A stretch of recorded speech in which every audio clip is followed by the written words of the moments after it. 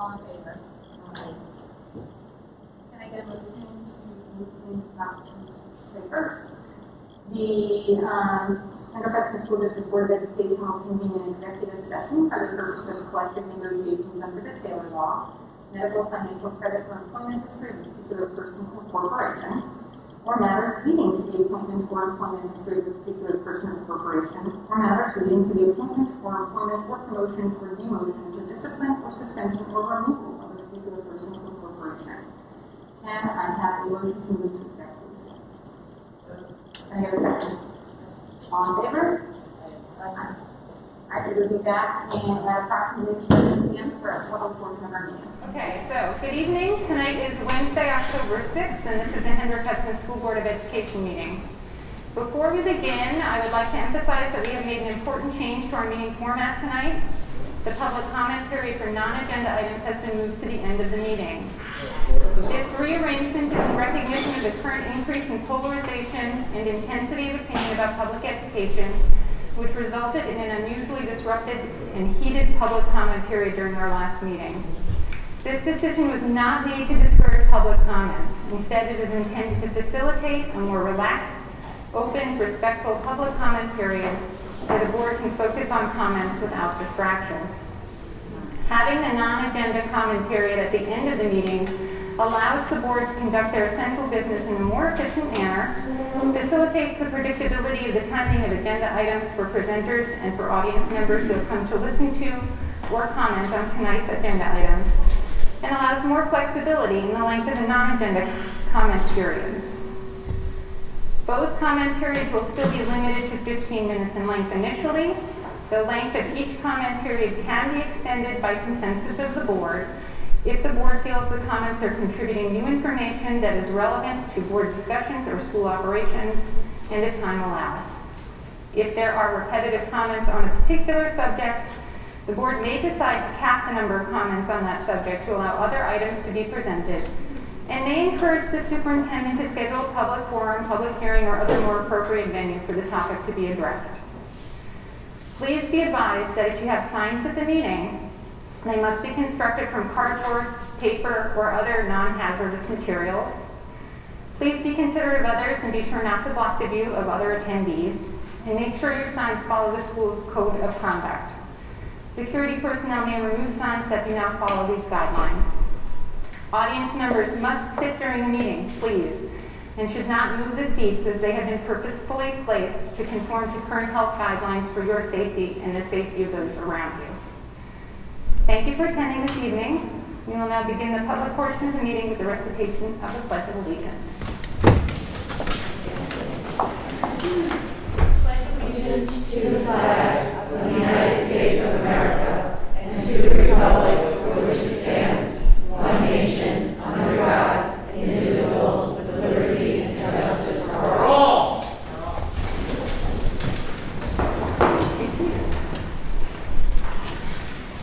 So the board has finished up their executive session. Can I have a motion to approve the consent agenda, please?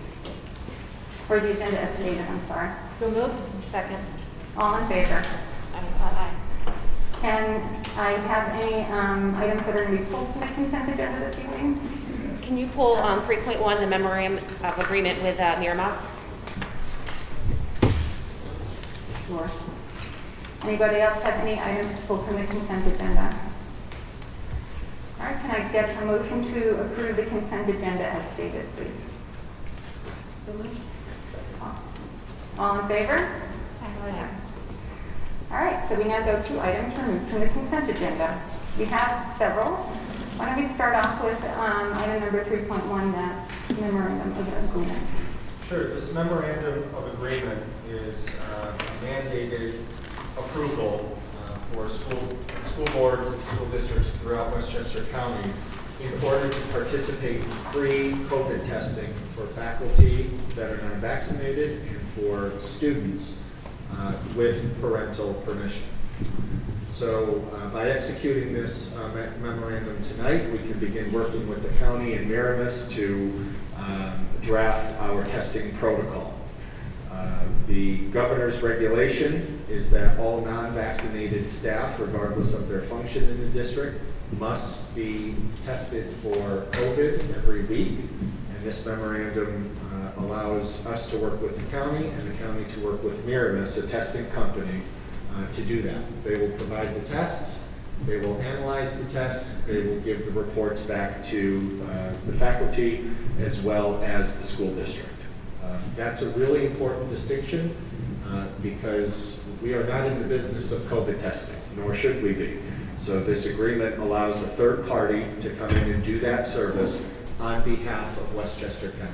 That's the key. This is an agreement with the county by way of Miramis. For students, parents will have to provide consent. And we're working with the county also on what that testing regimen will be. The early expectation was that the school district would randomly select 20% of students to be tested at least once a week. We're still working with the county and Miramis on what the best course of action would be to complete those tests. The tests are saliva-based, so they're very quick in terms of administration. And school districts around the county and the state, really there are two pathways. One is to conduct the tests in school during the school day. The other option is to send the tests home with students, and the test will be conducted under the supervision of their parents. No child will be tested, nor no child can be tested without parental consent. So this is not a mandated testing regimen for students. It will be an opt-in. There'll be documentation that the county will provide us to give to parents for them to opt in. So this action tonight starts really the beginning of our testing protocol. I know we have a lot of staff here. In the next couple of days, we will roll out a plan of how staff can identify their vaccination status to us, so we know who our testing pool is in terms of non-vaccinated staff. It is a mandate that if you are a non-vaccinated staff member, you must be tested weekly. That has so far held up in the courts, and that is an expectation of the governor and the health department.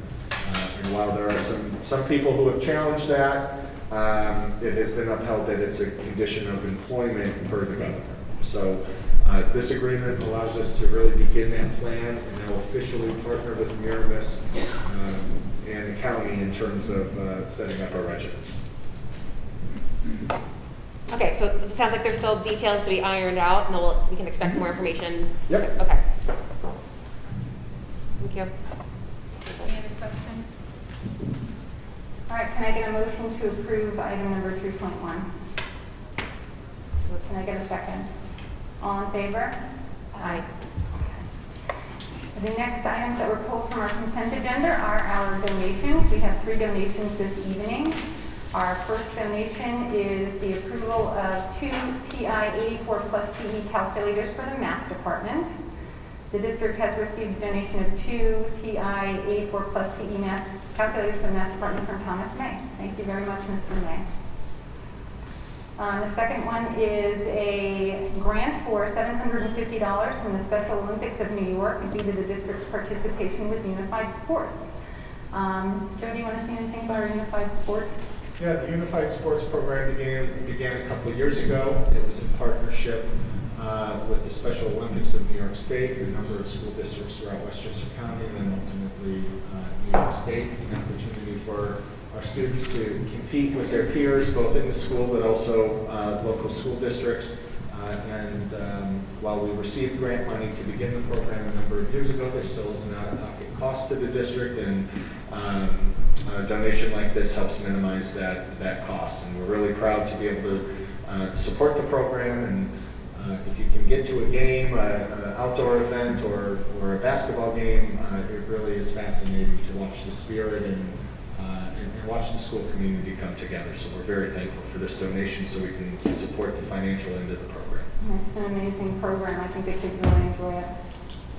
And lastly, but definitely not least, the district has received a grant from the Italian American Committee on Education in the amount of $1,838.54 to purchase books for the Italian program at the Hendrick Hudson High School. So thank you very much to the Italian American Committee on Education. Can I get a motion to approve these donations? Can I get a second? All in favor? Aye. All right, that brings us to our superintendent's report. Yes, very briefly, the first item are COVID-related updates. We have unfortunately had a few positive cases in our district that resulted in quarantining. We communicated with all of the staff and families that were involved and did that rather quickly. We are posting every positive test that results in quarantining on our website. We communicated that a couple Fridays ago of where parents can go to watch the positivity in our school district. And unlike last year, the reporting requirement has changed. We are only reporting to the Department of Health positive cases that result in quarantine. That has actually sped up the process of identifying folks. It's sped up the paperwork process. And what that has also done is it's allowed the health department to go back to being the health department and really running this part of contact tracing. It's not uncommon that we hear from the health department about a positive case before we hear from a staff member or a parent. So we are trending in the right direction in terms of the health department regaining some of the control over their roles and responsibilities. Of course, we will do what we're asked to do in the name of safety, but we appear in our county to also, in terms of positivity rate, to be trending in the right direction. I've said a number of times, every Monday morning, superintendents from throughout Westchester meet with the county executive and the health department. Positivity rate in Westchester is down 2/3 in the last 6 weeks. So we are trending in the right direction. However, it is possible that we may see an artificial spike in positive cases as we and other schools begin their testing regimen.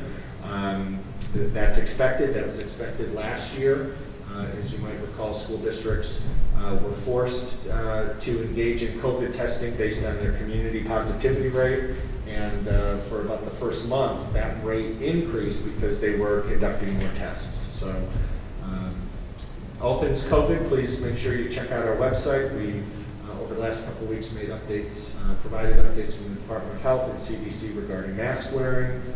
When we have updates of note, we include those and timestamp them in our FAQ.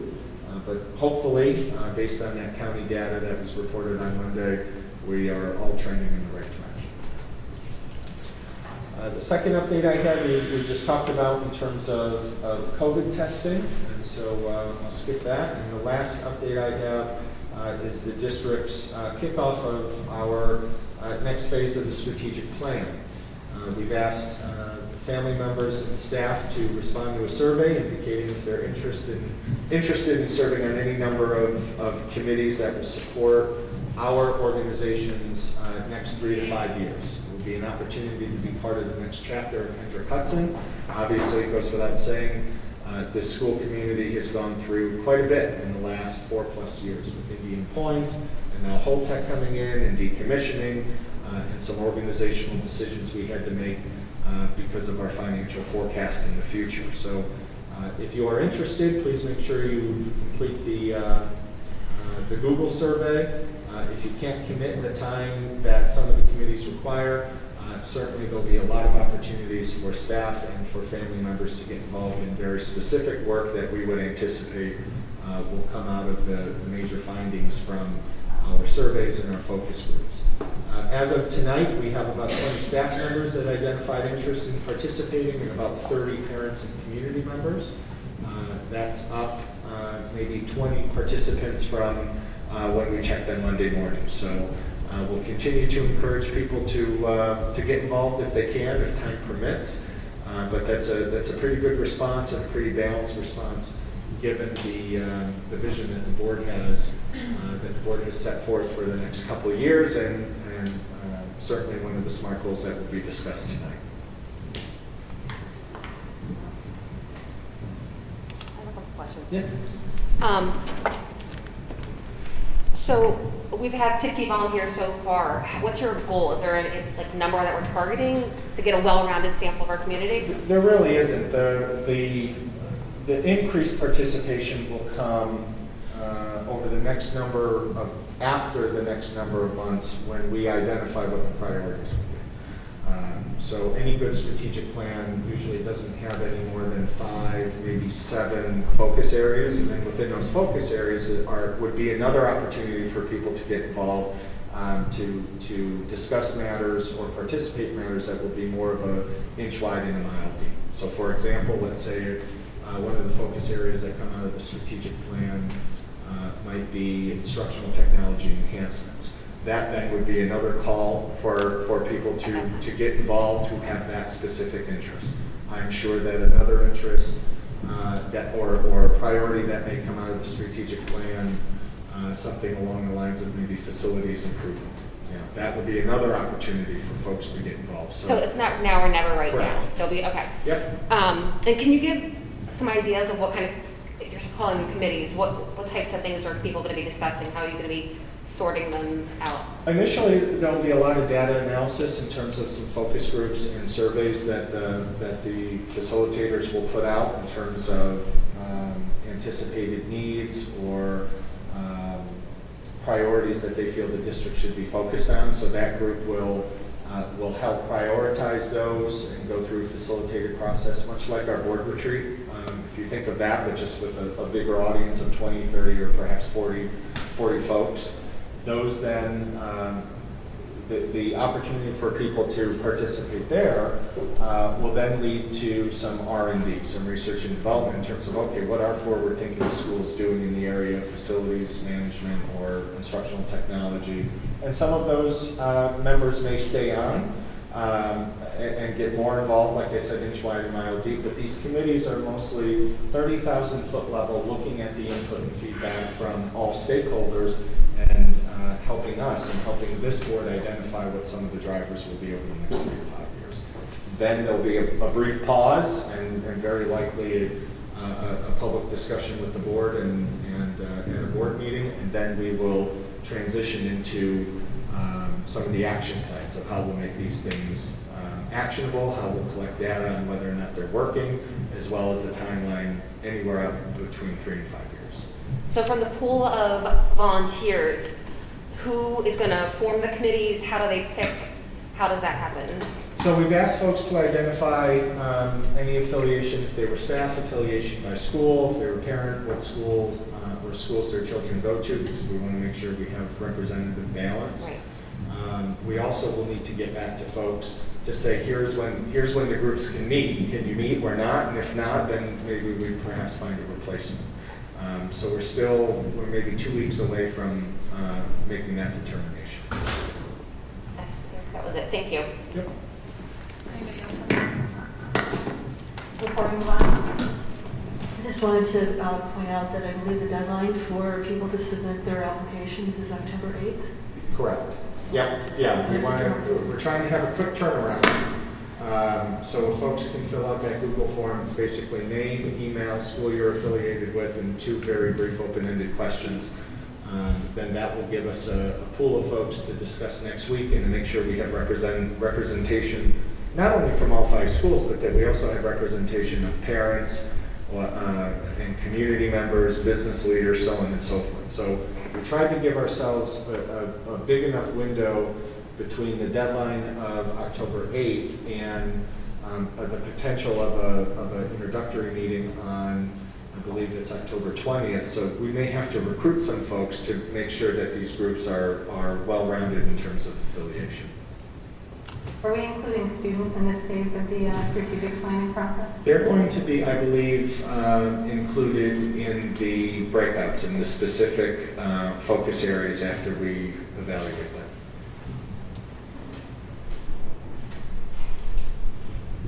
All right, anybody else? Okay, so that brings us to, thank you, Joe. That brings us to our presentation and discussion. Tonight we'll be finalizing our district SMART goals. And we have our prepared wording, our proposed wording, I should say here. So let's start with the first one. We're going to discuss these, and if we need to change any of the wording, or if you guys have any questions or problems with this, we'll tweak that. If not, then we can approve these and move forward. So our first one is the Princeton Plan implementation. The draft SMART goal as written reads, in preparation for the new grade level configuration at our 3 elementary schools in the 2022-23 school year, the district will develop a communication plan specific to the Princeton Plan transition, provide targeted professional development for elementary school staff, provide transition activities for students and staff, and host a series of parent informational meetings. The board will schedule progress presentations at their meetings during the 2021-22 school year. First, any questions about this?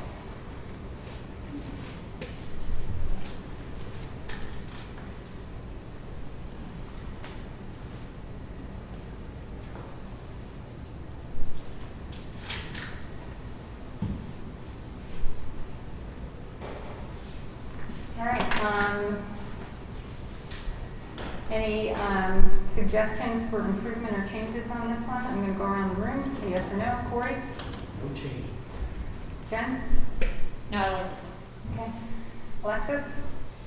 I don't think so. The only thing that's kind of on my mind is there a part about transitioning transportation that should be part of this? I don't know if that belongs here or not, but it's just a thought. What do you mean by transitioning transportation? Well, I don't think that we're clear. I mean, I'm not clear on how our transportation looks for the students for next year, and that's a big part of the implementation process. Right. I would think that would be the part of the parent information meetings. Okay. Right, Joe? Yeah. And part of the communications of the plan leading to the transition. Okay. Yeah. Cool. The only thing I wanted to see was more of a detailed timeline, putting more concrete dates down, so when people know when to expect this information.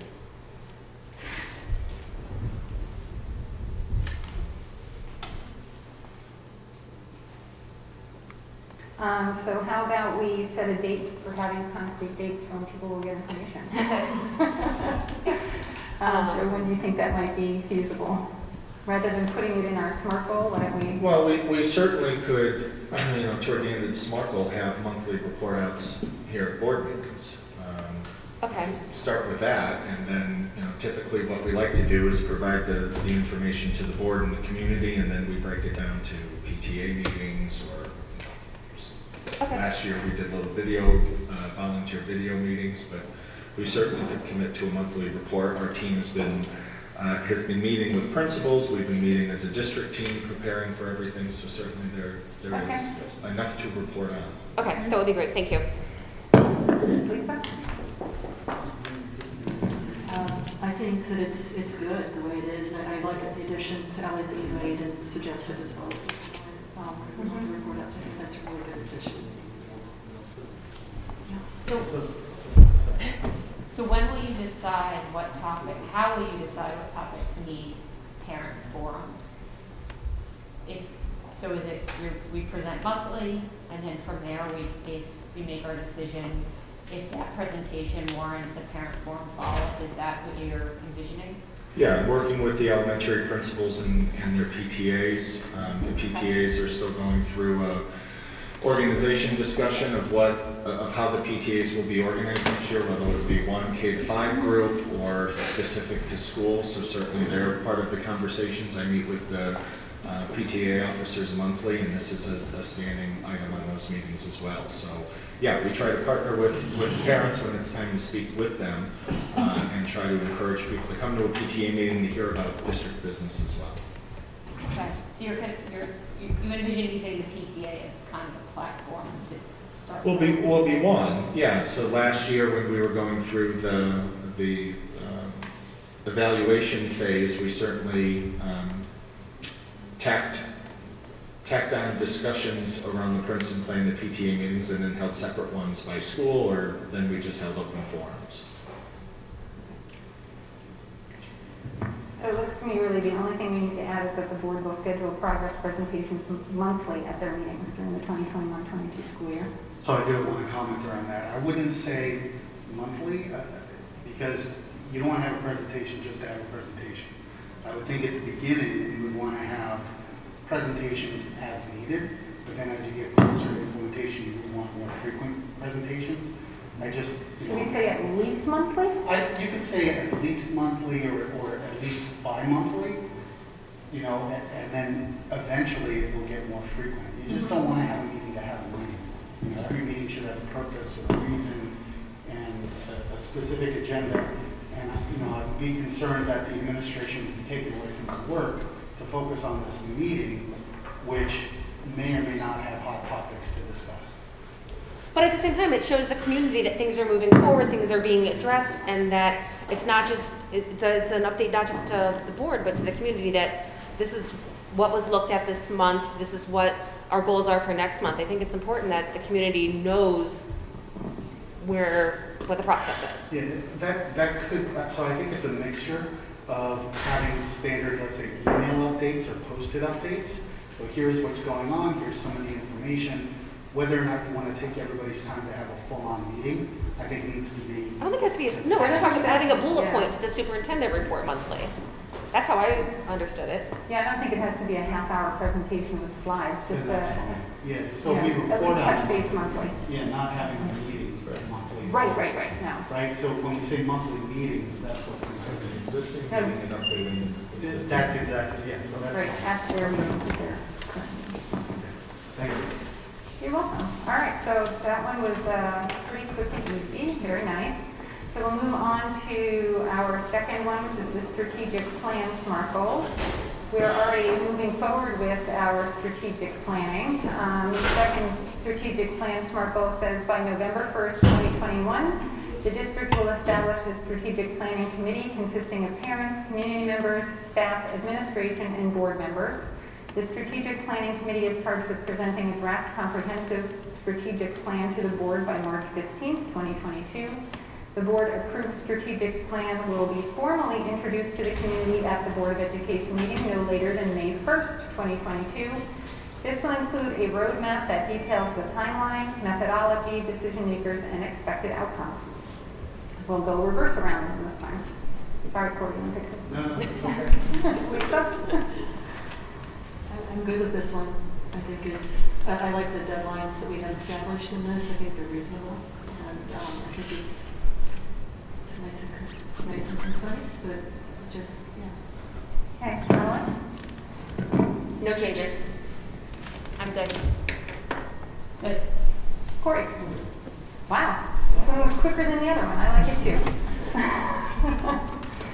All right, this seems like a very quick process, but for those of you who have not been here through the whole process, we spent some time discussing how to formulate SMART goals during the summer, and then we had a meeting last time, and I put a lot of thought into this, but our SMART goals are coming together very nicely in our final product, so that's what we want. Last one is financial planning. During the 2021-22 school year, the district will develop a 10-year financial plan that will include short and long-term goals, active participation in advocacy initiatives on behalf of the district, facilities management, and a financial communication plan with the community.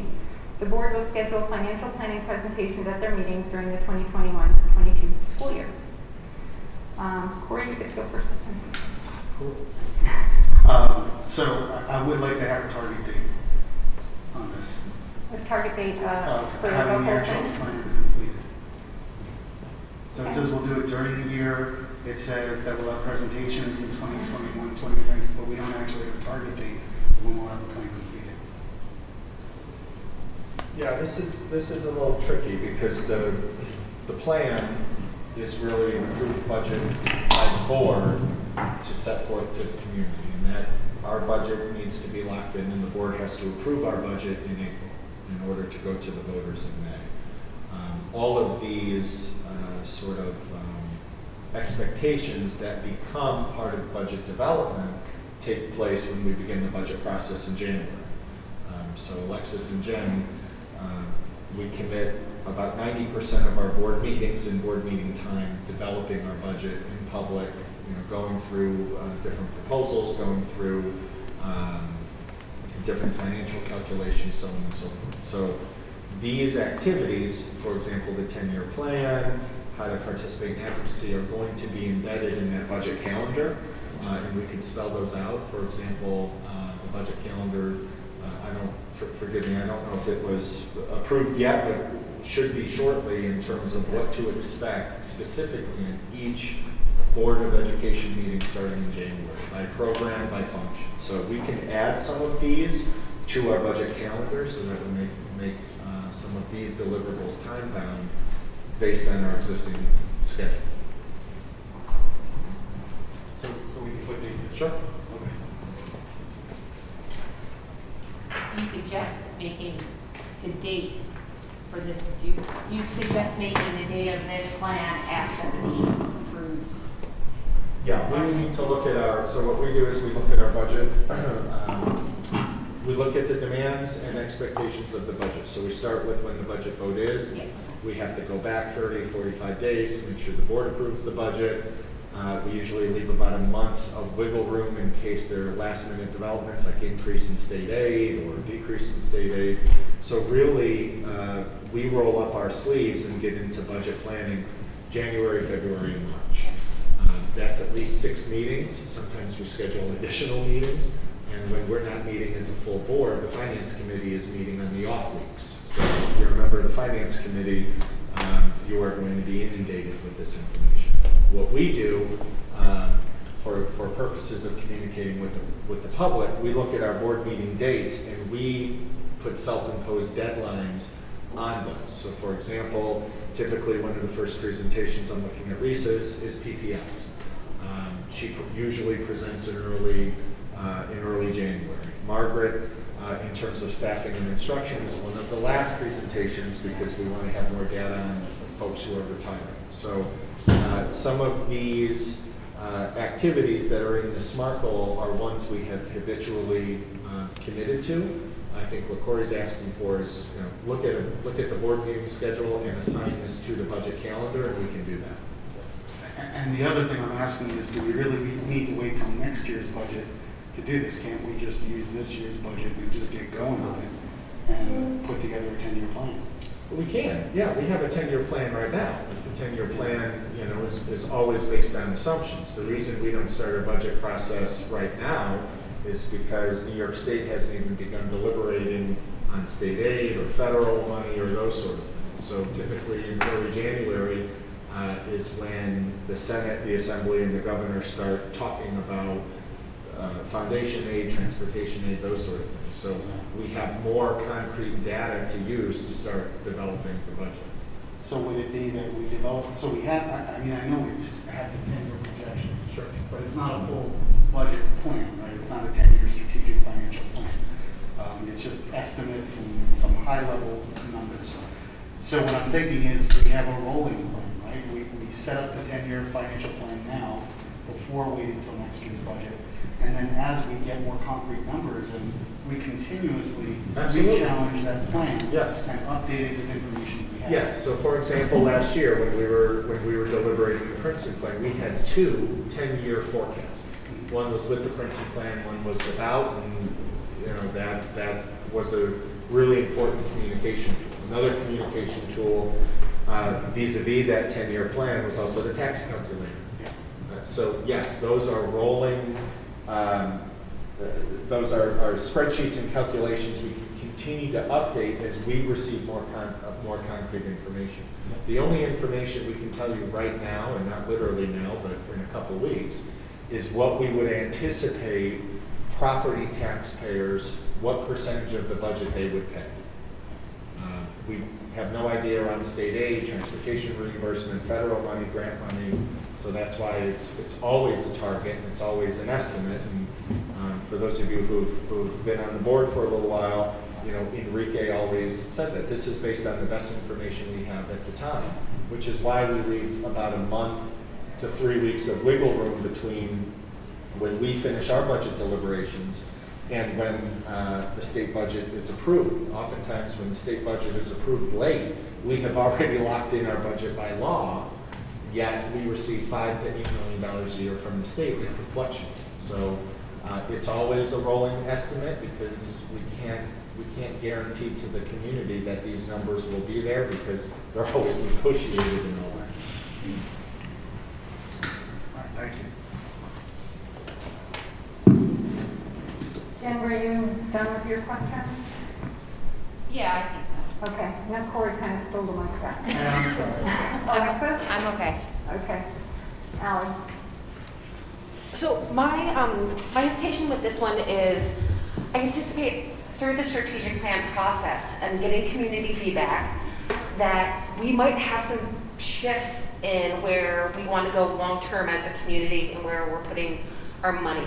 So I have a problem with the strategic plan. We have a deadline or a due date of May 1st, but then we're trying to implement this as well. I think we're going to get feedback and information from the strategic plan that's going to impact our long-term 10-year planning. So I have a problem with the timing.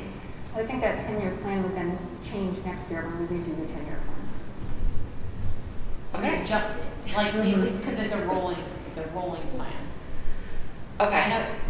I know what you're saying. So Yeah. for example, and this is a dangerous forecast, if there is a recommendation from the strategic plan focus group to lower elementary class size, right, that will have a financial impact for the next years because we will need to increase staff when we're implementing the Princeton plan to save resources from Indian Point. So this group will have to make two decisions. One, does this group, the board, adopt that recommendation to lower class size with a dollar sign on it? And then will the community support a budget that will have an increased dollar sign because of the recommendation from the strategic plan? So yes, there are going to be competing forces, and the Board of Education's job is to prioritize what those are and to articulate any significant swings in expenditures based on what that community feedback is. But just because a recommendation is to do X, we have to fund it. We very well may have to fund it or find funds for it, which is an entirely different conversation to basically say we're going to minimize or reduce program A in order to pay for program B. That would be the spirit of the budget deliberations as well. But in order to do the strategic plan well and to have enough stakeholder input, by having it be a 3 or a 5 year plan, but really not being implemented, at least financially implemented until the following budget, then that's just the timing. That's something unavoidable. Thank you. Seth? I'm good. Okay. All right, so it sounds like we're pretty good with our 3 SMART goals for this year. So what happens to these now? Are they going to be published somewhere? How do we communicate those out? I think they should be put on our website. Yes, I'll do that. Yeah. Are we adding anything to the financial plan? I'm sorry? Are we need to change the financial plan? With target dates, you mean? We can put the budget calendar in there. Well, we eventually need to approve the budget calendar. So Enrique and I need to spend some time, look at those mandated reporting dates from the state. Then we put a budget calendar together and we will include the initial 10-year financial plan forecast. We'll be able to identify some advocacy initiatives, but really advocacy is, write to your senator, write to your congressman. Facilities management is a board report that we receive every year. Financial communication plan is how we educate and sell the budget. So those will be by default part of the budget calendar.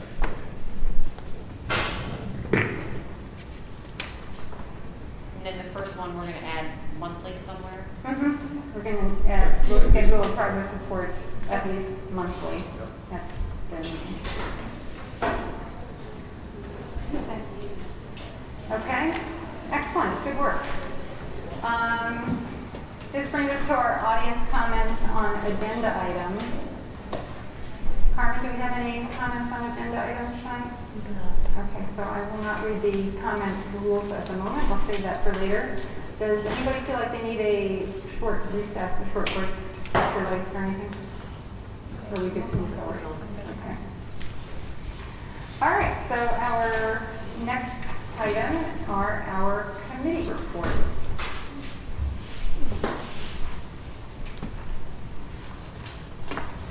And Lisa, I think that's you. Oh boy. Okay, so we have for tonight the Westchester Putnam School Board Association's recommendations of the New York State School Board Association's proposed resolutions. And we will need to discuss how we'd like to vote at the upcoming convention that's going to happen on October 18th. So I think probably to start, if we could have, does anybody have anything to say or questions about any of the proposed resolutions that were recommended for adoption? Numbers 1 through. Because Lisa, they only get one 17. vote from Hen Hut, right? Yes. So we have to agree. So Okay. we have to agree on what our vote is going to be. Yeah, so let's go around the room. Corey, you have any questions about anything that was recommended for adoption? All very clear, except for the one I was surprised that there was division on open meetings law. Yeah. That goes back to, we had, for those who might not know, Hendrick Hudson School District had submitted a resolution regarding the open meeting law and regarding the requirement currently that exists where board trustees would need to divulge the location where they were participating from and open that location to the public. So that was resolution number 8. And number 9 was Croton Harmon's proposal to amend it to allow a little bit more, they would allow for specific instances where people would be able to participate remotely. And we wanted to avoid that with our resolution and just let that be, but they've tackled it. So I think maybe what we should really work on, first of all, is anything that has the little S by it, where it was, the group was divided on the support. Yeah, could we go over those? Yeah, we could definitely go over those. Okay. So the first one was number 5, which NISBA supports proposals that would generate new state revenues with the dedicated purpose of funding education. The division that occurred with that was because we don't really know what the source revenues would be. Currently it's Lotto and like video, there's some kind of video gaming thing. And with marijuana being recently allowed, and then there's a possibility we could be getting some revenue from that. Do we want as a school district to be getting revenue from marijuana sales? So that was the debate that happened surrounding that, is, you know, do we really want, and the other thing that happens too is a lot of times there'll be these additional revenue streams that wind up actually taking money away from schools, because they're going to say, okay, you're getting this much money from the Lotto, therefore we're going to decrease the funding to school districts by that amount. Rather than it being a net increase, it winds up being a net decrease. Does that make sense? Yeah. Yeah. So that was the concern with number 5. It's a little too wishy-washy. Possibly, potentially. I mean, the idea is good. You know, we always want to have new ways to generate revenue, but there are some cautions associated with I it. mean, the money has to come from somewhere, and potentially if you're increasing sales tax to create new revenue or something like that, then it may actually end up being about the same. But I guess the revenue needs to go somewhere, so if we approve not to take it, then we're giving money to some other, Possibly. Yeah. right? I mean, Yeah. I guess the proposal is to generate new state revenue, so would that be new taxes, would that be new lottery things, would that be, you know, where are these new revenues coming from? well, I think the marijuana is Marijuana the sales? biggest, is the biggest, Mhm. probably cause of the state, I would imagine. But it's not going to schools then, where, like, it's going somewhere, right? Yeah. Yeah. It's going to be big. Okay. So I guess the Should we decide on? Do we want to support this resolution or not? We'll take a straw poll basically. All in favor of supporting this resolution? Number 5. Aye.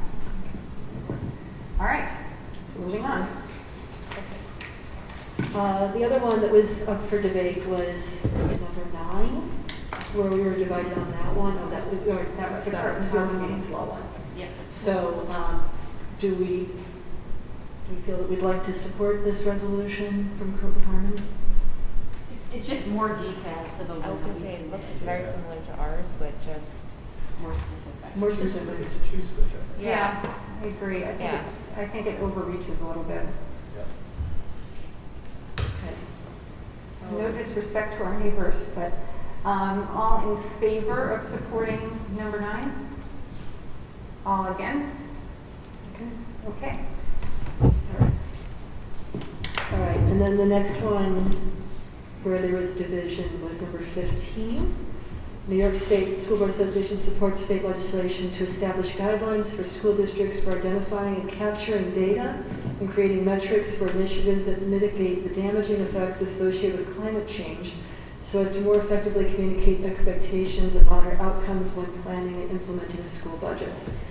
The concern with this was that it was going to become an unfunded mandate and something that school districts would have to sink a lot of money into. Well, the objective and the purpose of it we all agreed was a good one, but we're just concerned about the funding on it. So that was the insight into that one. Any questions about that one or thoughts?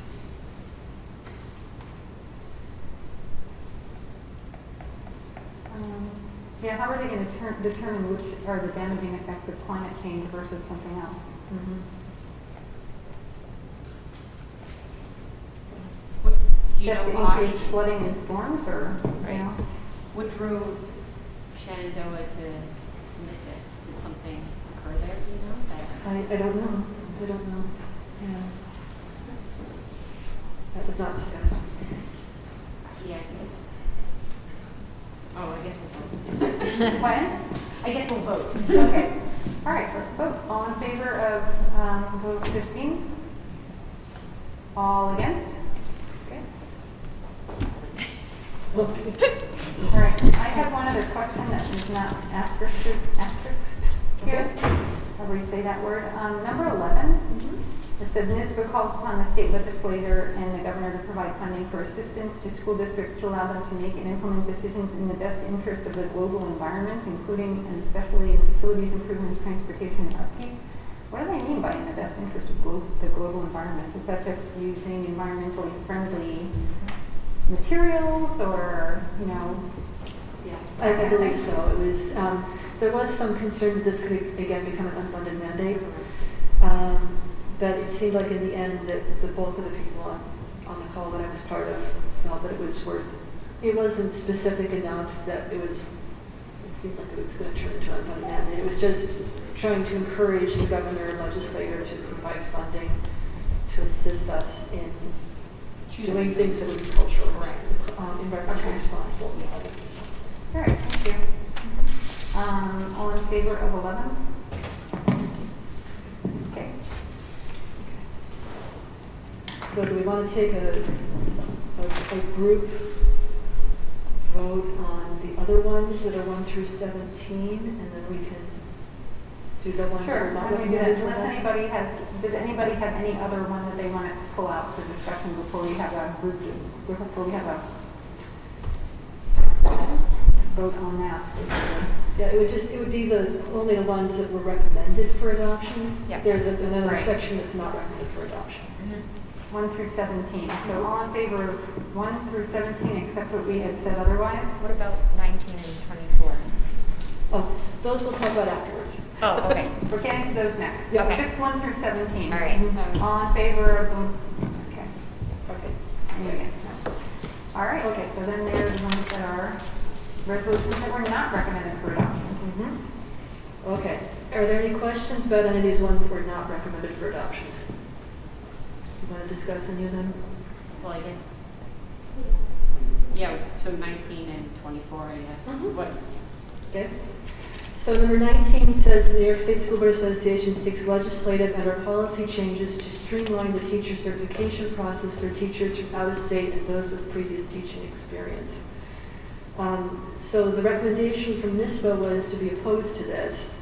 West Putt, when we discussed it, wanted to support it because we felt that there would be, the people on the call felt that it would be a way of trying to help increase staffing and shorten that pipeline and get people from other states if needed into here to help us to increase our staffing.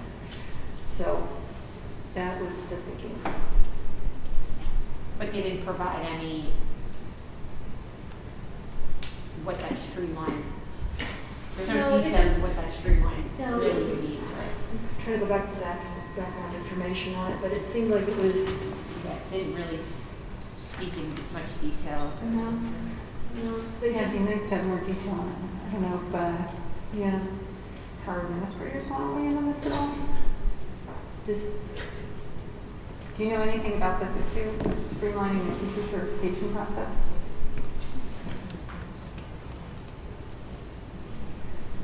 There are some hiccups with out-of-state, with individuals that have certification from out-of-state. Sometimes they have to pay a fee to receive New York State certification. Sometimes they have to take a content test or any number of tests to have their certificate reciprocated.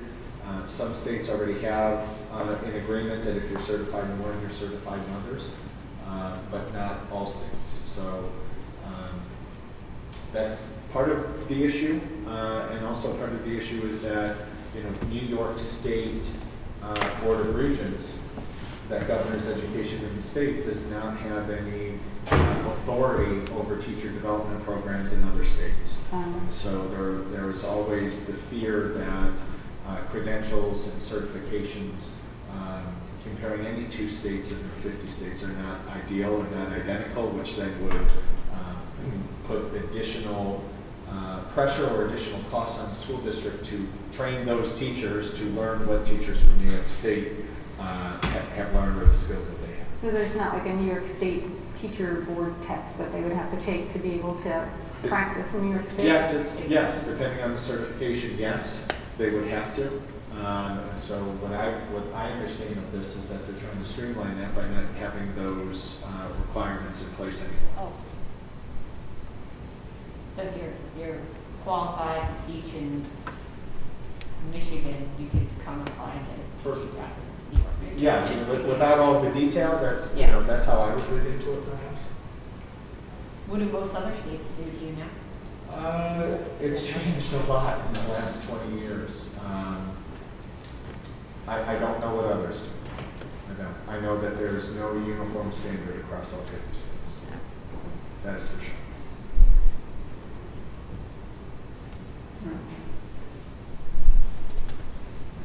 Any other questions about this? All right, all in favor of supporting this particular item? Opposed? No, I was going to support it. What? Does this support you? I was so gonna support it. I was going to support You're it. going to support it? If the district wants to take on the expense of training a teacher from out of state, I don't. With the information that we're being given available, that's how we're interpreting it. I don't. You know what I'm saying? If we hire someone from out of state that hasn't met our criteria, but the district is willing to take on the expense of bringing them up to our level, I don't. It puts it back on the local level. Makes it a local decision. The issue is that they wouldn't even be eligible for employment to begin with, because they wouldn't have the minimal credentials. So now Yeah. you're So, yes, I think what this would do then is allow for some legislation changes to, and policy changes just to streamline the teacher certification process. To make it simpler or easier for people. But, it would just be, this would be what they'd be advocating for. So we need to decide if that's something we think this should be advocating for or not. Yeah, look, if you go to a college or university in New York State, you are very likely to be your program of study and your certification and your your degree is likely already pre-approved by New York State because we're all operating either under the SUNY system or a credentialing system that SUNY gives to private schools. So the idea is if you go to Albany or Ithaca or SUNY Cortland and you finish that particular university's program, they will almost guarantee you certification. It's not the case if you're out of state.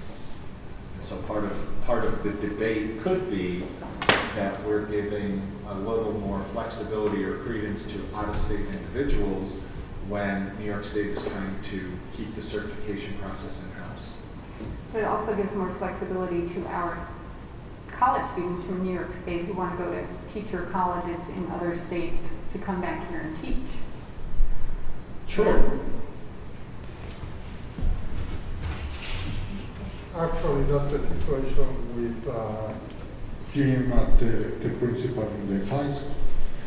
He went to Connecticut to do his PhD, and now he's having problems getting the state to recognize his PhD. That's, every state has their own criteria. Are there any states that, sorry, are there any states that would be concerning to us that they don't have strict enough standards for teacher certification that could be a risk? Yeah, Are we saying like the minimum baseline across the country is probably pretty good? That just expands our ability to bring in more. Yeah, I wouldn't be able to opine on that. Yeah, that's really, that's a higher ed, that's a SUNY system conversation. All right, so all in favor of supporting this resolution, say aye. I'm going to change my vote. I don't know. 4 to 2. 4 yes, 2 no.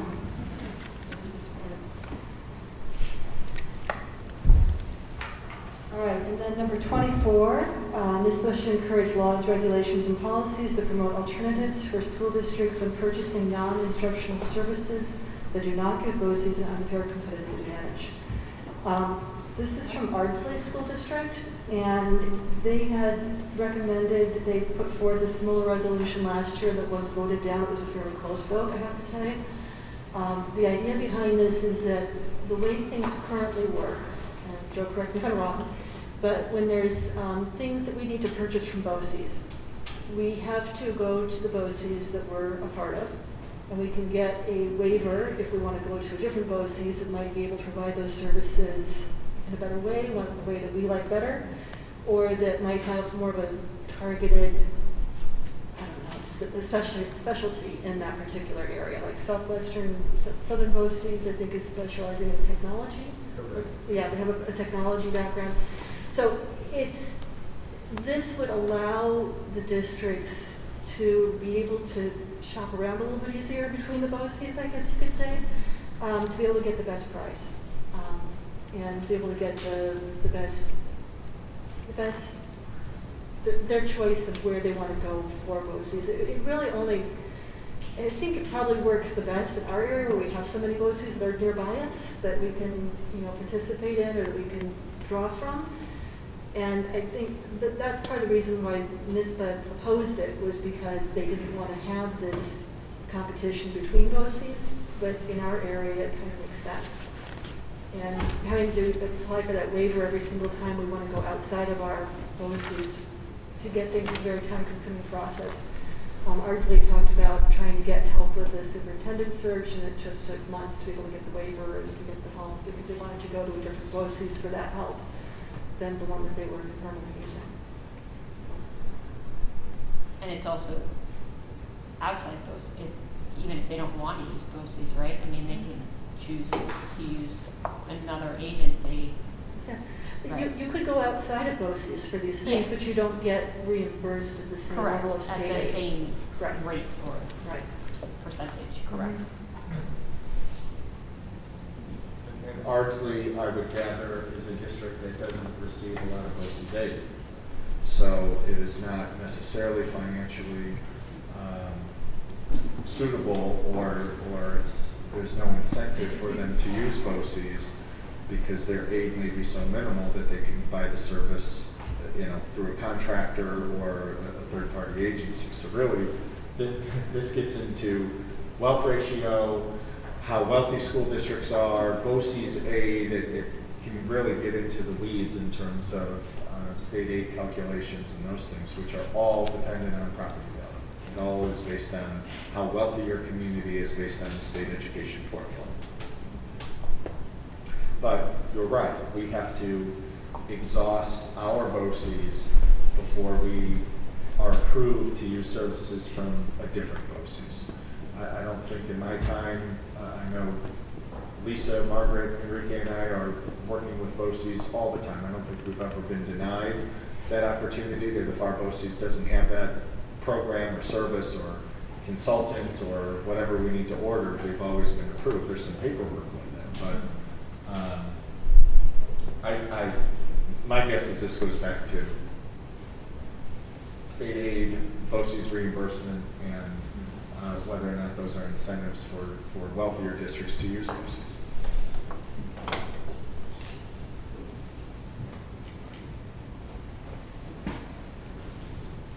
So if I were Ardsley, I would support this. I would. And if we were a district that would remain around 10% BOCES aidable, it wouldn't hurt us because we always would be able to receive BOCES aid.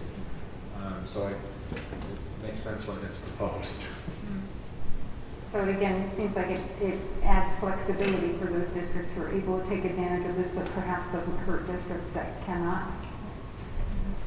Wouldn't this also Encourage competition between BOCES to improve their quality and keep them on their toes. It's almost like we're running a more open market economy with BOCES, and gives us more options by having. That was the intent.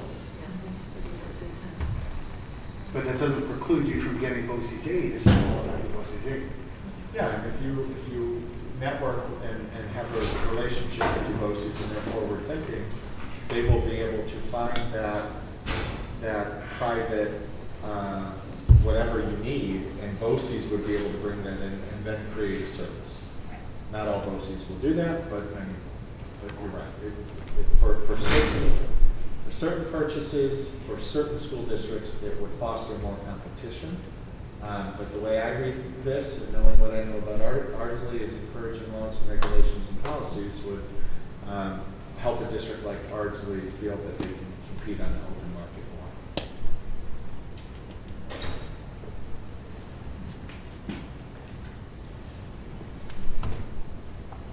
All right, all in favor of supporting this proposal, 24? Okay. All right, is there anything else in the not recommended adoption for adoption resolutions that we want to talk about tonight? And this annoying fly. There is this annoying fly. That would be lovely. Any other questions about the recommended? No. Does anybody else have anything? Yeah. All right, so are we, let me think how to word this. Are we all in favor of opposing those resolutions that were recommended to be opposed? Yes. Aye? Aye. Okay. Thank you, everybody. Okay. Were there any other committee reports? Before we move on, sorry. Thank you very much, Lisa, for being so involved for New Westchester Putnam School Board Association and for doing this work for us. It's, a lot of added responsibility on top of your already immense responsibilities, so thank you. I have a quick report from the safety committee. We met 2 weeks ago. We discussed mandatory faculty and staff training and those due dates, required safety drills within all 5 buildings, and then some building specific concerns were brought up. Any questions? Can you share the building? So Yeah. there's security? Okay. Yeah, unfortunately, because a lot of Okay, their safety that's and fine. security issues, we can't bring them all up, sorry.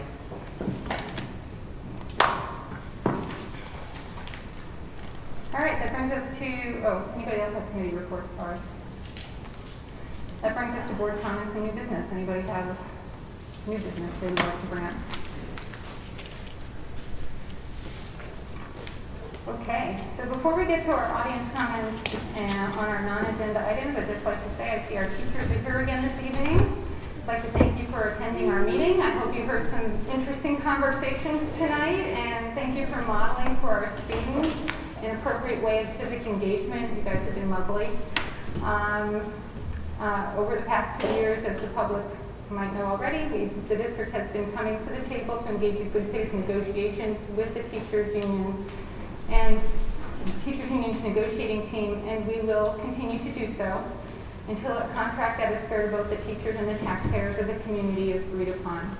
The board does value and support our wonderful teachers and the amazing work they do for our students in our community, and we too hope for a swift and mutually satisfactory resolution to the contract discussions. So again, thank you for coming this evening. That brings us to our audience comments on non-agenda items. I'll read the rules first, and then we'll call first person. So, because we feel community engagement is important, the Hendrick-Hudson Board of Education welcomes public comment during this portion of the meeting. Please note that the public comment period is not designated to be a discussion. The board is here to listen. Please do not expect the board to respond to your concerns and questions this evening. This is because the board trustees and the superintendent take your comments seriously and want to have sufficient time to thoughtfully process your comments and to research issues if need be. We will consider your comments as we deliberate at future meetings, or we'll have the proper staff member follow up with you at a later date as appropriate. To maintain an orderly meeting, the board has allotted 15 minutes for each public comments period, which may be extended by board consensus. Guidelines for those wishing to address the board are as follows. Each speaker should sign in with the district clerk prior to the public comment section and will be called in the order in which they have signed up. We would ask that groups designate one individual to speak on their behalf. It is not permitted to cede your time to another speaker. When called, please step up to the podium and begin by stating your name and affiliation, if applicable. Letters, petitions, or other written material should be handed to the district clerk prior to your comments. All comments must be directed to the board. Each speaker is permitted 3 minutes for their comments and must be recognized by the board president. That's me. The board vice president, Lisa, will be timing comments. She will give a 30-second warning to the speaker by holding up a yellow card and indicate when the speaker's time is finished with a red card. The board may limit repetitive comments in order to give time to participants wishing to speak on varied topics, as well as to maintain meeting efficiency. Although we take personnel concerns and individual student matters very seriously, the board is not permitted to address these in open session as per state and federal privacy laws. We would ask that you use appropriate administrative channels for these items. The board expects comments to be made without interference from the audience and in a civil manner, so that our meeting can serve as a model of appropriate civil discourse for our students. In the unlikely event the meeting becomes unruly, the board may recess the meeting until order can be restored. Please remember, if you prefer not to participate in the public comments portion of the meeting, written comments to the Board of Education may be submitted in lieu of speaking. Please see the agenda or the district website for contact information. Okay, we will now begin our public comment period on non-agenda items only, please. Carmen, can you call the first speaker? Our first speaker is Mr. Is that Mr. Beloff? Is that? Thank you for your written information here. Carmen will make sure that everybody gets a copy of this. I think there are only 3 copies available this evening. All right, so my name is Christopher Beloff. I'm a lifelong member here at Hendrick-Hudson School District. Along with my brothers and sisters, we all started our education here at Frank G. Lindsay. My son came home with this band notes. He was very excited. And wait, I should stop for a minute, because I hope you show some mercy on me with the time limit. I didn't pre-rehearse this. I don't know how long it is, but I just wanted to go through the information I gave you in the packet. There's only, I see 2 people signed up. You just show some mercy on me with the time limit. So Lucas comes home with this band notes, and I'm reading through it, and I see they reference this National Band Directors Guidelines. And basically, to cut to the short of this, they want him to wear a mask and cut a hole in it. And right there, it's like you're jeopardizing the integrity of the mask. And more concerning to me as a parent, you're restricting his airflow of blowing through a trumpet. Now, I was very happy that he wanted to play the trumpet. My last 6 months in the military, I was honor guard, and I wanted maybe he could play taps for me one day, right? Maybe not too soon, but thought that would happen. So the first thing I did was call Mrs. Teresi. I followed the chain of command. Mrs. Teresi looked into it for me, and she says, oh, I know exactly where that came from, Mr. Beloff.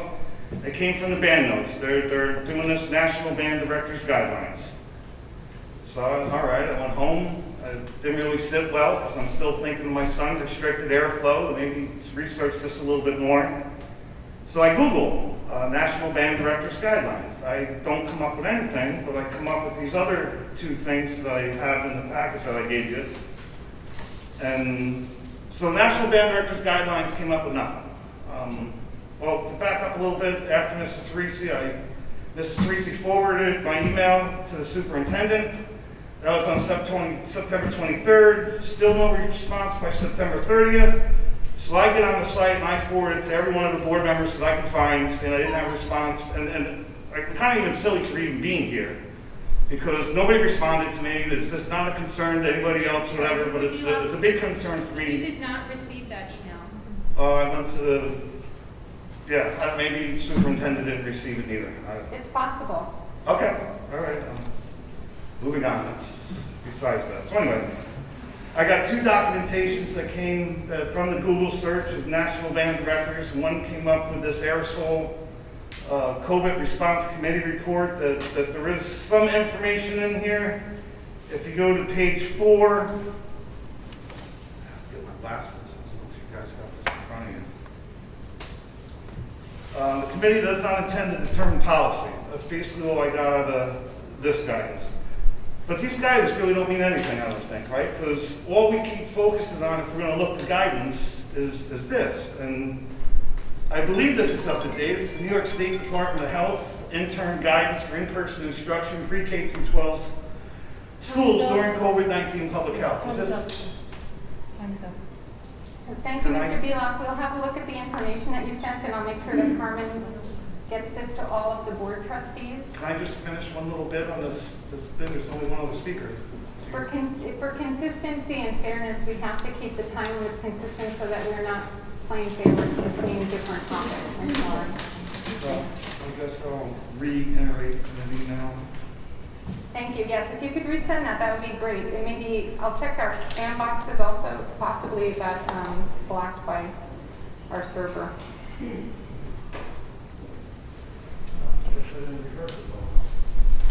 Carmen, do we have any other speakers? Yes, our next speaker is Stephanie.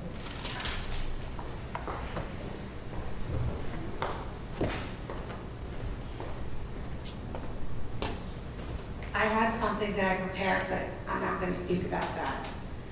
I see that you have moved public comment to the end, and I respect all the time in closed executive session that you spend and the hour and 20 minutes that I just spent here. In good faith, because you're not trying to discourage public comment, perhaps Mrs. Koch could send out a Google form for community members to sign up to speak before we get here, so we don't have to get here at 7 o'clock. Because I've been here for an hour, 20 minutes, with something that I'm not going to be able to say, trying to text my son to make sure he's okay, but I have no Wi-Fi here, and he only has Google Hangouts because he doesn't have a real phone. If you really want to encourage public comments, let us sign up beforehand so we can show up at 8, very orderly, and we can engage in public comments. Like I said, I mean, I'm never going to get through this, and I do appreciate it. I know you're taking time out of your day, and it's a lot of time, but the community deserves to be heard, and an hour and 20 minutes sitting here not being able to contact my son, I mean, you know, because you probably have kids. They're home with your husband. My husband's working. So this is the first time I'm leaving my son home alone. That's right, don't judge. He's in 5th grade. Let us sign up and speak and come at the end. If you really in good faith want us to speak and want our involvement. I know I'm running short, but I did sign up for the strategic planning committee, and it said that the hours were during the day. So I didn't know if I should really sign up or not sign up because I'm a working mom. So although I did sign up, I would hope that the people who work have the ability to participate in that, because I really do want to participate. I want this school district to be like I remembered it, and the school district that I used to teach in. Thank you.